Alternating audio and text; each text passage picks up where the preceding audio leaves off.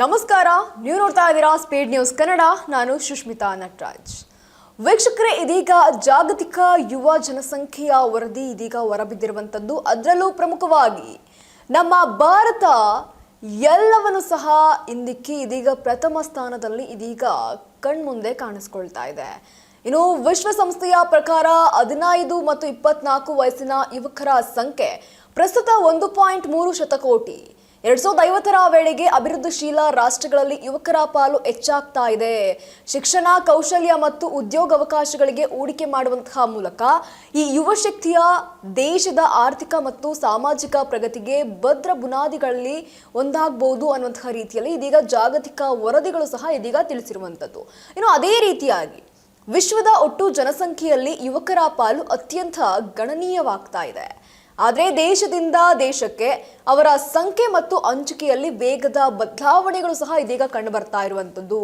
ಪ್ರಸ್ತುತ ವಿಶ್ವದ ಯುವ ಜನಾಂಗ ಎಲ್ಲಿದ್ದಾರೆ ಮತ್ತು ಈ ಬೆಳೀತಾ ಇರುವಂತಹ ಜನಸಂಖ್ಯೆಯು ಭವಿಷ್ಯದ ಅಭಿವೃದ್ಧಿಗೆ ಹೇಗೆ ದಾರಿಯಾಗಬಲ್ಲದ್ದು ಎಂಬುದರ ಬಗ್ಗೆ ಇದೀಗ ವಿಶ್ವಸಂಸ್ಥೆ ಹಾಗೂ ಜಾಗತಿಕ ವರದಿಗಳು ಒಂದಷ್ಟು ವಿಚಾರವನ್ನ ತಿಳಿಸಿದೆ.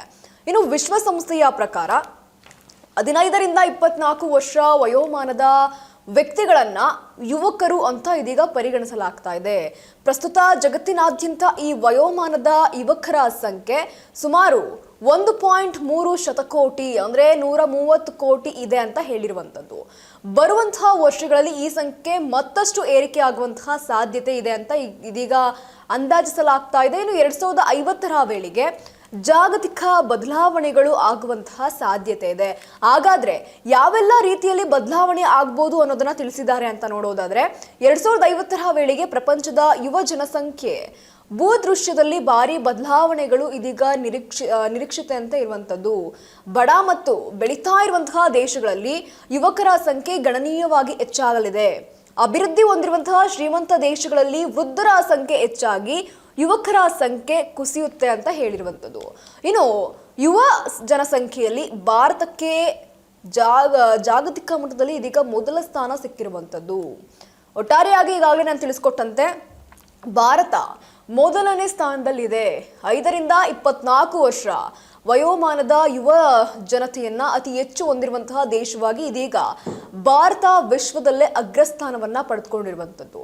ಭಾರತದ ನಂತರ ಇದೀಗ ಕ್ರಮವಾಗಿ ಚೀನಾ, ಪಾಕಿಸ್ತಾನ್, ನೈಜೀರಿಯಾ ಹಾಗೂ ಅಮೆರಿಕ ದೇಶಗಳು ಇದೀಗ ಯುವ ಜನಸಂಖ್ಯೆಯಲ್ಲಿ ಮುಂದಿನ ಸ್ಥಾನಗಳಲ್ಲಿ ಇದೀಗ ಕಂಡು ಬರ್ತಾ ಇದೆ. ಇನ್ನು ಪ್ರಪಂಚದ ಒಟ್ಟು ಯುವಕರ ಪೈಕಿ ಸುಮಾರು 60% ಜನರು ಇದೀಗ ಕೇವಲ 10 ದೇಶಗಳಲ್ಲಿ ವಾಸವನ್ನ ಮಾಡ್ತಾ ಇದ್ದಾರೆ. ಇನ್ನು ಬೆಳೀತಾ ಇರುವಂತಹ ಬಡ ಹಾಗೂ ಮಧ್ಯಮ ಆದಾಯದ ದೇಶಗಳು ಸರಿಯಾದಂತಹ ಸಮಯಕ್ಕೆ ಶಿಕ್ಷಣ, ಕೌಶಲ್ಯ ಅಭಿವೃದ್ಧಿ ಮತ್ತು ಉದ್ಯೋಗಾವಕಾಶಗಳಲ್ಲಿ ಬಂಡವಾಳವನ್ನ ಹೂಡಿದ್ದಾರೆ. ಈ ಯುವ ಶಕ್ತಿಯು ಆಯಾ ದೇಶಗಳ ಆರ್ಥಿಕ ಮತ್ತು ಸಾಮಾಜಿಕ ಪ್ರಗತಿಗೆ ದೊಡ್ಡ ಚಲನಾ ಶಕ್ತಿಯಾಗಲಿದೆ ಅಂತ ಇದೀಗ ಹೇಳಿರುವಂಥದ್ದು. ಇನ್ನು ದೊಡ್ಡ ಮಟ್ಟದ ಯುವ ಜನಸಂಖ್ಯೆ ಇದ್ದಂತಹ ತಕ್ಷಣ ದೇಶಕ್ಕೆ ಸ್ವಯಂಚಾಲಿತವಾಗಿ ಆರ್ಥಿಕ ಲಾಭ ಸಿಗೋದಿಲ್ಲ. ಯುವಕರಿಗೆ ಉತ್ತಮ ಗುಣಮಟ್ಟದ ಶಿಕ್ಷಣ ನೀಡಬೇಕು, ಮಾರುಕಟ್ಟೆಗೆ ಅಗತ್ಯವಿರುವಂತಹ ಪ್ರಾಯೋಗಿಕವಾದಂತಹ ಕೌಶಲ್ಯಗಳನ್ನು ಕಲಿಸಬೇಕು. ಅದೇ ರೀತಿಯಾಗಿ ಯೋಗ್ಯವಾದಂತಹ ಉದ್ಯೋಗ ಹಾಗೂ ಉದ್ಯಮಶೀಲತೆಯ ಅವಕಾಶಗಳನ್ನು ಸ್ಪಷ್ಟಪಡಿಸಬೇಕು. ಆದರೆ ಅದೇ ರೀತಿಯಾಗಿ ಒಂದಷ್ಟು ಅವಕಾಶಗಳನ್ನು ನೀವು ಸೃಷ್ಟಿಸಬೇಕಾಗತ್ತೆ.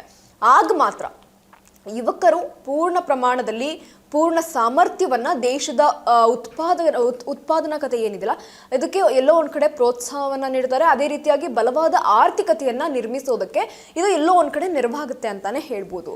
ಒಟ್ಟಾರೆಯಾಗಿ ಇದೀಗ ಏನು ನಾವು ನೋಡ್ತಾ ಇದೀವಿ, ಪ್ರತಿ ಬಾರಿಯೂ ಸಹ ಜನಸಂಖ್ಯೆಯಲ್ಲಿ ಭಾರತ ಕಾಣಿಸ್ಕೊಳ್ತಾನೆ ಇತ್ತು. ಅದೇ ರೀತಿಯಾಗಿ ಇದೀಗ ಯುವಕರ ಒಂದಷ್ಟು ಲೀಸ್ಟ್ ಅಂತ ಬಂದಾಗೂ ಸಹ ಇದೀಗ ಭಾರತ ನಂಬರ್ 1 ಪ್ಲೇಸ್ ಅನ್ನ ಪಡ್ಕೊಂಡಿದೆ. ಇದಾಗಿತ್ತು ಈ ಕ್ಷಣದ ಸುದ್ದಿ. ಮತ್ತಷ್ಟು ಅಪ್ಡೇಟ್ಸ್ಗಾಗಿ ನೀವು ನೋಡ್ತಾ ಇರಿ ಸ್ಪೀಡ್ ನ್ಯೂಸ್ ಕನ್ನಡ. ಸುದ್ದಿ ನಿಮ್ಮದು, ವೇಗ ನಮ್ಮದು.